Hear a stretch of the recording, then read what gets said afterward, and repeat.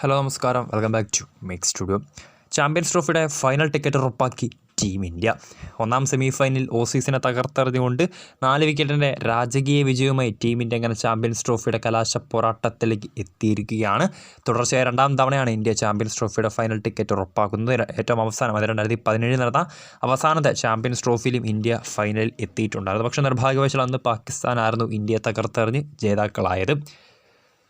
നമുക്കറിയാവുന്ന തകർപ്പൻ പ്രകടനം തന്നെയാണ് ലീഗ് സ്റ്റേജിലും സെമി ഫൈനലിലും അപരാജിത കുതിപ്പുമായാണ് ടീം ഇന്ത്യ അങ്ങനെ ചാമ്പ്യൻസ് ട്രോഫിയുടെ ഫൈനലിലേക്ക് എത്താൻ പോകുന്നത്. കളിച്ച 4 മത്സരങ്ങളിലും വിജയം തന്നെയാണ് ഹിറ്റ്മാൻ്റെ സംഘത്തിന് അവകാശപ്പെടാനുള്ളത്. സോ ഇന്ന് നടന്ന 1ാം സെമി ഫൈനലിൽ 4 വിക്കറ്റിനെയാണ് ഇന്ത്യ ഓസീസിന് ഇപ്പോൾ തകർത്തെറിഞ്ഞിട്ടുള്ളത്. ആദ്യം ബാറ്റ് ചെയ്ത അതായത് ടോസ് നേടി ആദ്യം ബാറ്റിംഗ് ഇറങ്ങിയ ഓസീസ് 49.3 ഓവറിൽ 264 റൺസിന് ഓൾ ഔട്ടായപ്പോൾ മറുപടി ബാറ്റിങ്ങിൽ അനായാസം 48.1 ഓവറിൽ ഇന്ത്യ വിജയ ലക്ഷ്യത്തിലേക്ക് എത്തുകയായിരുന്നു.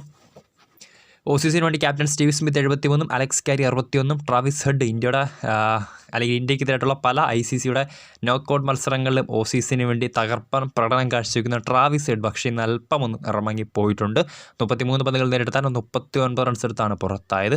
ഇന്ത്യക്ക് വേണ്ടി മുഹമ്മദ് ഷമി 3, രവീന്ദ്ര ജഡേജ, വരുൺ ചക്രവർത്തി എന്നിവർ 2 വിക്കറ്റ് വീതവും നേടിയിട്ടുണ്ട്. മറുപടി ബാറ്റിൽ ഇന്ത്യയുടെ പ്രകടനം നമുക്കറിയാമല്ലോ. കാരണം കഴിഞ്ഞ മത്സരങ്ങളെല്ലാം കണ്ടപോലെ ഇന്ത്യയുടെ ബാറ്റർമാരെന്ന് കളം നിറഞ്ഞ പ്രകടനം തന്നെയായിരുന്നു ദുബായിൽ ഓസീസിനെതിരെ 1ാം സെമി ഫൈനലിൽ കാഴ്ചവെച്ചത്.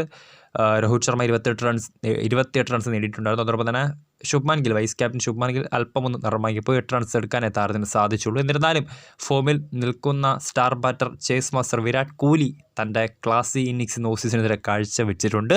98 പന്തുകൾ നേരിട്ട താരം 84 റൺസ് എടുത്താണ് പുറത്തായത്.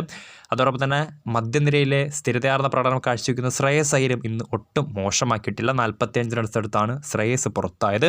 KL രാഹുലും 42 റൺസ് എടുത്ത് പുറത്താവാതെ നിൽപ്പുണ്ടായിരുന്നു.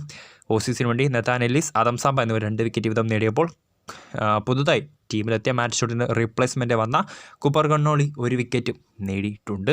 സോ അങ്ങനെ തകർപ്പൻ പ്രകടനമായി ഒരുപാട് ഘടകങ്ങൾ ദുബായിലെ മണ്ണിൽ ഓസീസിനെ തകർത്തെറിഞ്ഞുകൊണ്ട് ടീം ഇന്ത്യ അങ്ങനെ ചാമ്പ്യൻസ് ട്രോഫിയുടെ രാജകീയ ഫൈനലിലേക്ക് എത്തിയിരിക്കുകയാണ്.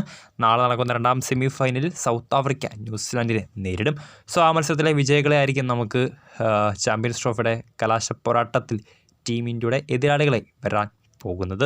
സോ വീഡിയോ ഇഷ്ടപ്പെട്ടാൽ ലൈക്ക് ചെയ്യുക, ഷെയർ ചെയ്യുക. കൂടുതൽ വാർത്തകൾക്കായി ചാനൽ സബ്സ്ക്രൈബ് ചെയ്യുക.